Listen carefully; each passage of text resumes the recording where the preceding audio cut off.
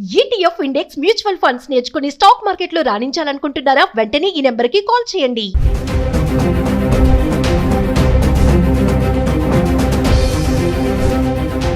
నమస్తే, welcome back to Suman TV. ప్రస్తుతం మనతో పాటు ఉన్నారు మేనేజ్మెంట్ కన్సల్టెంట్ సంపత్ సముద్రాల గారు. నమస్తే సార్. సార్, ట్రంప్ మనం చాలా వీడియోలో మాట్లాడుకున్నాం. ఇప్పటికీ ట్రంప్ చాలా నిర్ణయాలు తీసుకుంటున్నాడు. మరి birth right citizenship, illegal immigrants వద్దు, డెలివరీ టైంకి ఇక్కడికి వచ్చి ఆ పిల్లలకి బర్త్ రైట్ సిటిజన్షిప్ కోసం అని ట్రై చేస్తున్నా అని చెప్పి దానికి ఒక బ్యాన్ చేశారు. అది ఇంకా అవ్వలేదు, స్టేలోనే ఉంది. మరి ఒక్కసారి మరి ఏమవుతుంది, దాని కాన్సిక్వెన్సెస్ ఎలా ఉన్నాయి, ఏంటి, ఇంకా స్టేలోనే ఉందా, మరి ట్రంప్ దాన్ని కట్ చేస్తాడా, కొనసాగిస్తాడా అంటే ఒక్కసారి సార్. అమ్మ, మనం ఈ సబ్జెక్ట్ గురించి ఇంతకు ముందు కూడా మాట్లాడుకున్నాం. ఆ రోజుకి ఈ రోజుకి ఏమి మార్పు లేదు. Okay, so people are still enjoying the right. ఇవాళ వరకు ఏం మార్పు లేదు. మరి ఈ సబ్జెక్ట్ మీరు ఇవాళ ఎందుకు అడుగుతున్నారో కూడా చెప్తాను నేను. ఇవాళ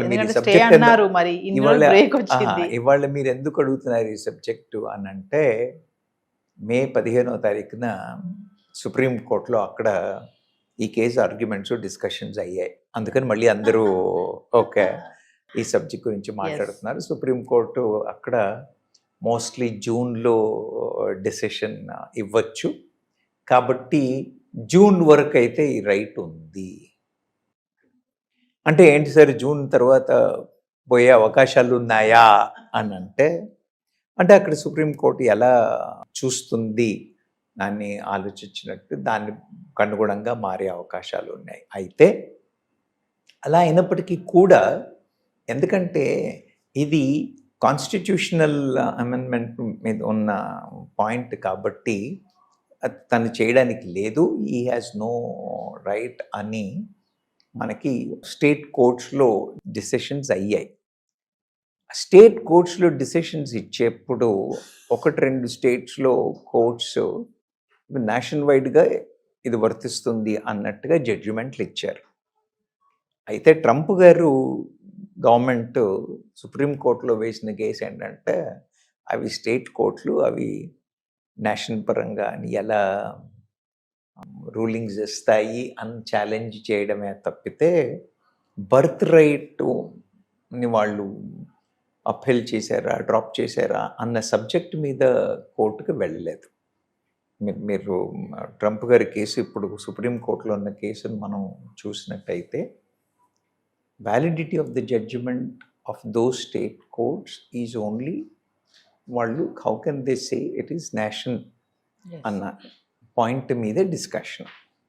కాబట్టి ఆ జడ్జిమెంట్ వచ్చిన ఆ పాయింట్ మీదే డిస్కషన్ తప్పితే బర్త్ రైట్ మీద అన్న డిస్కషన్ కాదు. కాబట్టి అది ఇంపాక్ట్ అయ్యే అవకాశాలు తక్కువ. అంటే కంటిన్యూ అవుతుంది, రైట్ ఉంటుంది అనే బిలీవ్ చెయ్యాలి మనం. ఓకే, మరి కోర్టు ఏం డైరెక్షన్స్ ఇస్తుంది, కోర్టు ఏం ఒపీనియన్ ఇస్తుంది అని అనేది మనం జూన్ వరకు వెయిట్ చేయాల్సిందే. జూన్లో సుప్రీంకోర్టు డెసిషన్ తరువాత ఏం మార్పులు ఉంటాయి ఏంటి అనే దాని మీద డిసైడ్ అవుతుంది. ట్రంప్ తీసుకునే నిర్ణయానికి కోర్టు ఆమోదం తెలుపుతుందంటారా, వ్యతిరేకిస్తుందా? అమ్మ, ఎక్కడైనా కూడా కాన్స్టిట్యూషన్ ప్రకారంగా ఉండాల్సిన సబ్జెక్ట్ని ప్రతి ప్రభుత్వాలు, ప్రతి దేశంలో కూడా, భారతదేశంలో కానివ్వండి, యుఎస్లో ఎక్కడైనా కూడా కొన్ని రైట్స్ ప్రభుత్వాలకు ఇవ్వబడతాయి. అవునా? కొన్ని ప్రెసిడెంట్ ఇండిపెండెంట్గా చేయడం, కొన్ని పార్లమెంట్లో అప్పర్ హౌస్లోనో లోవర్ హౌస్లోనో డిసైడ్ చేయడం అనేవి రూల్స్ ఉన్నాయి. అవి ఫాలో అయినంత వరకు కోర్టులు ఏం చేయలేవు. అవి ఫాలో కానప్పుడు మరి ఒకసారి లా ఉంది, ఈ ప్రభుత్వాలే లాస్ ఎనాక్ట్ చేస్తాయి. ఎనాక్ట్ చేయబడ్డ లాని వాళ్ళు ఫాలో అవ్వకపోతే, ఇప్పుడు నేను చెప్పాను కదా, ఇది కాన్స్టిట్యూషన్ అమెండ్మెంట్ని ఛాలెంజ్ చేస్తున్న పాయింట్ కాబట్టి, ఇది ఆయన ఇండిపెండెంట్గా తీసుకున్న డెసిషన్ కాబట్టి ఇది చెల్లదు. He cannot take a decision like that అనే పాయింట్ మీద డిస్కషన్. అంటే చెల్లదు అంటున్నారు కదా సార్. అంటే నాది ఒక క్వశ్చన్, ఇప్పుడు అమెరికా అధ్యక్షుడు కదా ట్రంప్, మరి తనకి తెలీదా నేను ఈ రూల్ పాస్ చేస్తే ఇది కోర్టు కొట్టేస్తుంది అని? అంత పెద్ద దాన్ని ఎలా తీసుకొచ్చారు? అంటే స్టార్టింగ్ నుంచి ట్రంప్ ఒకటి ఏంటంటే ఇల్లీగల్ ఇమిగ్రెంట్స్ ని అరికట్టాలి. నో ఆయన ప్రయారిటీస్ ఆయనకు ఉన్నాయి. Hmm. యు అండర్స్టాండ్, ఆయన ఛాలెంజెస్ ఆయనకు ఉన్నాయి. ప్రతి స్టేట్లో ఇప్పుడు మన భారత ప్రభుత్వం చేసిన డెసిషన్స్ కూడా కొన్నిసార్లు సుప్రీంకోర్టు కొట్టేసింది, Yes. అవునా? స్టేట్ గవర్నమెంట్స్ చేసినవి కూడా హైకోర్టులు కొట్టేసాయి. Yes. కొట్టేసిన తర్వాత మళ్ళీ సుప్రీంకోర్టులో మరి వీళ్ళకి తెలియక కాదు. అప్పుడున్న వాతావరణం, అప్పుడున్న పరిస్థితి, అప్పుడున్న పొలిటికల్ సినారియో, వాళ్ళ ఎలక్షన్స్ ముందు ఇచ్చొచ్చిన ప్రామిస్లు, Yes. ఇవన్నీ ఇన్ఫ్లుయెన్స్ చేస్తాయి కదా. Yes. సో కనీసం ఇంప్లిమెంట్ అవుతుందా కాదా వేరే విషయం. అలాంటి అప్రోచ్ అతనికి ఉంది, ఈజ్ ఇన్ అవర్ ఫేవర్ అన్నదన్న పబ్లిక్ కి చూపించాలి కదా అతను, అవునా కదా? Yes, ఆయనకి yes. అలాంటి ఉద్దేశం ఉంది. He's looking for us, he's trying to do something అన్న మైండ్ సెట్ అయితే ఉంది, Yes. Yes. అన్న ఆలోచన అయితే కలగాలి కదా. అందుకని తెలియకపోవడము అని కాదు. Okay, so everybody will try to do whatever best possible. కొన్నిసార్లు ఇలాంటి పొరపాట్లు లేదా డెలిబరేట్గా చూద్దాం, if it is not challenged అన్నట్టుగాను. They are super powers. సో అది నేను అంటున్నాను కదా, మన దేశంలో అవ్వలేదా? మన వాళ్ళు చేయట్లేదా? మరి మోడీ గారిని ఎత్తుతున్నారు, ఈజ్ ది నాలెడ్జ్ బ్యాంక్ అని అండి, ఇంకా what ever you talk about. మరి ఆయన డెసిషన్లు కూడా కోర్టులో ఛాలెంజ్ అవుతున్నాయి, అవ్వట్లేదా? Yes. అంతే, దానికి ఇట్ ఈజ్ సర్వసాధారణం. మనం దాన్ని క్వశ్చన్ చేయడానికి లేదు. ఆయనకి తెలిసి చేయడం, తెలియక చేయకపోవడం అని కాదు. పొజిషన్లో ఉన్నప్పుడు sometimes they are force to take decisions Yes. Like that. So present చూసుకుంటే ట్రంప్ రూలింగ్ ఎలా ఉంది అంటే అమెరికన్స్ కూడా కొంచెం అగెనిస్ట్ గానే ఉన్నారు ట్రంప్ పైన. మీరు అన్నట్టుగా చాలా వీడియోలు చెప్పారు, ట్రంప్ డెసిషన్ మేకర్ ఎలా అంటే స్పాట్ గా తీసుకుంటాడు డెసిషన్స్, కొంచెం చిన్నపిల్లల మనస్తత్వం అని కూడా. అంటే ప్రెసెంట్ ఎలా ఉంది అనుకోవచ్చు సిచ్యువేషన్? మనకు అంత క్లియర్గా చెప్పలేమమ్మా. ప్రతి దానికి కూడా రెండు వైపులా you understand my Yes. Point. Yes. ఆయన ఉద్దేశం అంటే America first, Yes. He wants to bring America first. ఆయన ఉద్దేశంలో ఏం తప్పు లేదు. వ్యవహార శైలిలో అక్కడిక్కడో 2-3 పొరపాట్లు జరిగే అవకాశాలు ఉన్నాయి. కొంచెం తొందరపాటు వ్యక్తే, ఇంతకు ముందు ఉన్నప్పుడు కూడా ఆయన కొంచెం తొందరపాటు వ్యక్తే. కానీ ఆయన ఉద్దేశంలో వాళ్ళ దేశం ప్రజలకి మేలు కలగాలి అని అన్నప్పుడు he has to take care.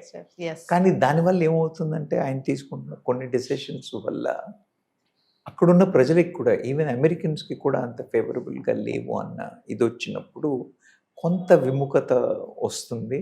కానీ ఇప్పుడే కదా మొదలైంది, ఇంకా ఆయనకి చాలా టైం ఉంది. ఒకవేళ ఏదైనా చిన్న పొరపాట్లు అటు ఇటు అయినా కూడా సరి చేసుకోవడానికి he still has lot of time. So we should wait and see without making a comment either this side or that side. We should wait and see. Further గా మరి అబ్రాడ్ ఎడ్యుకేషన్ వెళ్ళాలనుకునే స్టూడెంట్స్ మీరు ఏమైనా చెప్తారా? America ఇప్పటికైతే నేనేమన్నానంటే, నేను last time కూడా చెప్పాను, ఇక్కడ లేనట్టు అక్కడ ఏదో ఉందనుకుని పరిగెత్తాల్సినంత పరిస్థితి లేదు. మన దగ్గర విద్యా సంస్థలు బాగున్నాయి, మన దగ్గర ఎడ్యుకేషన్ సిస్టమ్ బాగుంది, మన దగ్గర ఆపర్చునిటీస్ బాగున్నాయి. మనం ఒక సూపర్ పవర్ అయ్యే పరిస్థితుల్లో ఉన్నాం. భారతదేశం అన్ని అవకాశాలు ఇస్తుంది. ఊరికే క్రేజ్ కోసం అమెరికాకి వెళ్ళడమే తప్పితే అక్కడ పెద్ద బెనిఫిట్స్ ఏమీ లేవు. అక్కడ కండిషన్స్ ఇంకా స్ట్రింజెంట్ అవుతూ ఉంటాయి. సో ఐడియలీ అంటే పిల్లలు వాళ్ళు స్వతహాగా స్టడీ చేసి మేము ఎంచుకున్న ఏరియా పనిచేస్తుంది, మాకు అక్కడ వాట్ యు కాల్ బెటర్మెంట్కి ఛాన్స్ ఉంది అని పిల్లలు డిసైడ్ చేసుకుని పోయే వాళ్ళని మనం ఆపాల్సిన అవసరం లేదు.